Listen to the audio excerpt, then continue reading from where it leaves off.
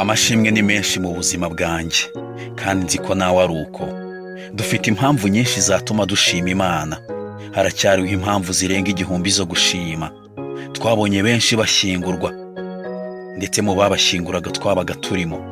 Ni iki twe twatanze ngo tube turiho? Twumvise inkuru nyinshi ziteye ubwoba, ariko kenshi twahagaze nk'ibiti byo ku gasozi k'umugisha mu gihe cy'umuyaga wahuhaga w'ibigeragezo. Kuri wowe Mana niho nuburira amaso. Nahabonye gutabarwa gukomeye ubwo nari nduhijwe mbuzo nabwira ibyanjye. Ndagukunda, ni wowe mbaraga zanjye. Uwiteka ni igitare cyanjye n'igihome kinkingira iteka. Ni Imana yanjye n'urutare rwanjye rukomeye. Ndabwira Uwiteka nti, uri ubuhungiro bwanjye n'igihome kinkingira iteka. Imana yanjye niyiringira. Turi mu mwanya w'amateka n'inkomoko by'indirimbo zo mu bitabo.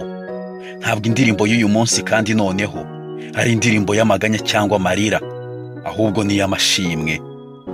Ahari urababaye kuko turi mu isi y'ayo magambo. Komera cyane, ariko kandi wibuke ko mu bibaho byose tugomba guhora dushima. Ushimwe Mana.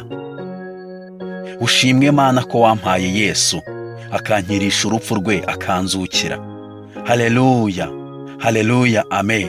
Haleluya, nyirigira ngwino mpembure. Yankirishije wa musaraba we, sinkicirwaho iteka kubw'amaraso. Nari uwo gupfa, Yesu aransimbura. Ibicumuro byanjye nibyo yazize, ngwino mpembure.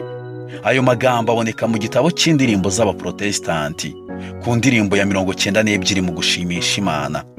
Naho mu badivantiste ni indirimbo ya 27.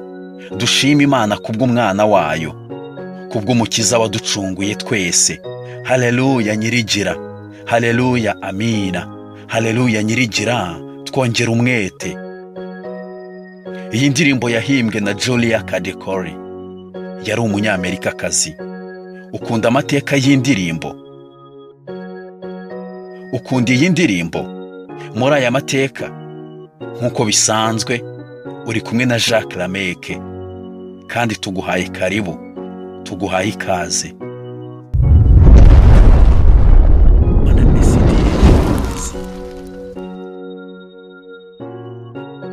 Julia Bakri Kadekori yavukaga mu mujyi wa New York, ni muri Leta Zunze Ubumwe za Amerika. Yavutse mu 1882. Yari umukobwa w'umugabo wari waramamaye cyane muri ibyo bihe mu mujyi wa New York, umugabo witwaga Cleveland Cade. Se yari umwigisha w'ishuri ryo ku Cyumweru, kandi akaba yaranasobanukiwe n'ibijyanye n'indirimbo z'abapresbyterians. Kubw'ibyo rero, uyu mukobwa nawe yashyize imbaraga mu kumenya ibijyanye n'indirimbo. Yatangiye kujya yandika indirimbo akiri umukobwa muto cyane, igihe yasenganaga na se muri iryo torero. Umunsi umwe, ubwo hari mu mwaka w'1902, Julia yegerewe n'uwari umuyobozi wa muzika mu itorero rye. Uyu mugabo yitwaga Gibson. Yashakaga indirimbo y'ishimwe, kandi yayishakaga kuri uyu mukobwa witwaga Julia. Yari yaramenye yuko uwo mukobwa kuva mu buto bwe ari umwanditsi w'indirimbo. Yarazi ko kandi ibi yabikomoye kuri se, maze amusaba kwandika indirimbo. Icyari mu mutima wa Cade nibyo Yesu yari yaramukoreye kuva mu kiraro kugeza ku musaraba uteye isoni wo ku musozi wa Kalvari.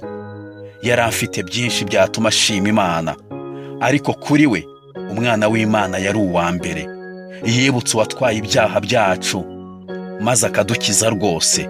Yibutse ko yari uwo gupfa, ariko Yesu akamubambirwa. Yibutse ko yari uwo kuzapfa burundu, Yesu akamusimbura, maze ahimba amagambo y'iyi ndirimbo. Iyi ndirimbo mu kuyihimba ntiyagarukiye aho. Ntiyagarukiye kuwemeye kuza mu isi gusa kuducungura, ahubwo yayishyizemo n'Imana imwe mu butatu bwera, bukora kimwe kandi bukorera hamwe bugendereye gukiza umuntu. Imana Data, Imana Mwana, ndetse n'Imana Mwuka Wera. Yibutse yuko abo batatu mu Mana imwe bose bagendereye gukiza umunyabyaha. Iyi ndirimbo bwa mbere yandikwa yari ifite ibice bibiri. Yaririmbwe bwa mbere mu 1902 bari mu muhango wo kuzamura ishimwe kandi bari ahitwa Brick ku rusengero rw'Abapresbyterians muri New York. Umuhimbyi w'iyi ndirimbo yari afite imyaka 19 cyangwa 20 nk'uko amateka bivuga. Umuntu afite ibintu byinshi byatuma acika intege.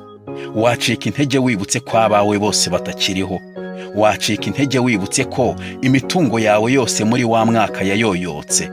Wababara kandi ugahangayika wibutse ko bya bikomere byose byamenaguye umutima wawe muhashize hawe. Ariko kandi hari impamvu nyinshi cyane zirenga 1000 cyangwa 2000 zatuma ushima Imana. Washima Imana wibutse ko umwuka uhumeka uwubonera ubuntu mu gihe kwa muganga hari abawugura ku magarama mu gihe cya buri munota. Washima Imana kugiye kurangiza umwaka no gutangira uwundi mu gihe hari abo mwawutangiranye mutawusozanye. Washima Imana cyane wibutse ko kandi uko byagenda kose abawe bose ari bazima. Twese uko turi ku isi hari byinshi bibasha kudutera gushima. Birahari pe, birahari byinshi. Ariko reka nkusaba uzamura intekerezo zawe uzigeze ku ishimwe risumba ibindi, ari ryo gushima Imana ko yaduhaye umwana wayo akaza mu isi kudupfira. Kuko twese twakomotse kuri imwe, nicyo gituma adakorwa n'isoni zo kutwita bene se. Kandi nk'uko abana bahuje inyama n'amaraso, niko nawe yahuje ibyo natwe kugira ngo urupfu rwe aruhinduze ubusa ufite ubutware bw'urupfu mu kubaho kwacu kose, kandi ngo abone uko abatura bahoze mu bubata bwo gutinya urupfu mu kubaho kwacu kose. Nubwo dufite byinshi byo gushima, ariko icyambere cyakagombye kuba igitambo cya Yesu.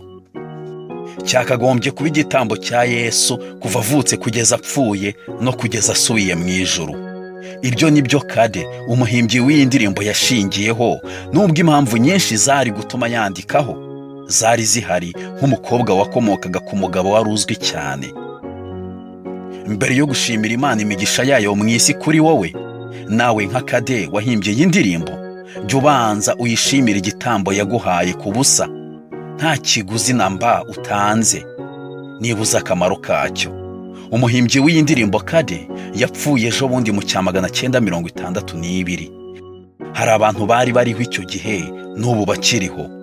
Yapfiriye Inglewood muri New Jersey, ni muri Leta Zunze Ubumwe za Amerika. Wakoze kubana natwe muri aya mateka y'iyi ndirimbo nziza.